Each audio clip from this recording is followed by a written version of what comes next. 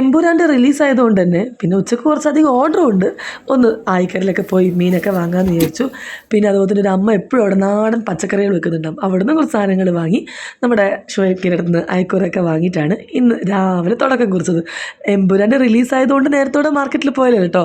തൊട്ടടുത്താണ് തിയേറ്റർ. അപ്പോൾ നല്ല ബ്ലോക്കാവും. അതിന് മുന്നേ ഒന്ന് പുറത്ത് പോയി വേഗം ഒന്ന് വീടടങ്ങാമെന്ന് വിചാരിച്ചു. ഇത് ഞാൻ പഠിപ്പിക്കുന്ന സ്കൂളാണ്. അവിടെ നിന്ന് പോയി സൈൻ ചെയ്ത് പിന്നെ വരുമ്പോൾ പെട്രോളൊക്കെ അടിച്ച് ഇതാ നമ്മുടെ എമ്പുരാൻ എഫക്റ്റ് ലാലേട്ടൻ്റെ വലിയ പടമൊക്കെ മാലയിട്ടിട്ട് അവിടെ വെച്ചിട്ടുണ്ട്.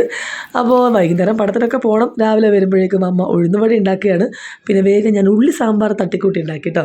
അപ്പോൾ ഉഴുന്നുവടിയും സാമ്പാറും ചട്നിയൊക്കെ ആയിരുന്നു ഇന്നത്തെ നമ്മുടെ ബ്രേക്ക്ഫാസ്റ്റ്. പിന്നെ ഇതാ ഉച്ചക്കത്തേക്കുള്ള പ്രിപ്പറേഷൻ ഇതുപോലെ അയക്കൂറ പൊരിച്ചതും ആവോലിയും കൂന്തലും ഒക്കെ ഉണ്ടായിരുന്നു. പക്ഷെ അതൊക്കെ വേറെ ദിവസം എടുക്കാമെന്ന് വെച്ചു. പെട്ടെന്ന് പണിയൊക്കെ തീർത്ത് ഫുഡൊക്കെ കൊടുത്ത് നമ്മുടെ എമ്പുരാൻ കാണാനായിട്ട് ഇറങ്ങി.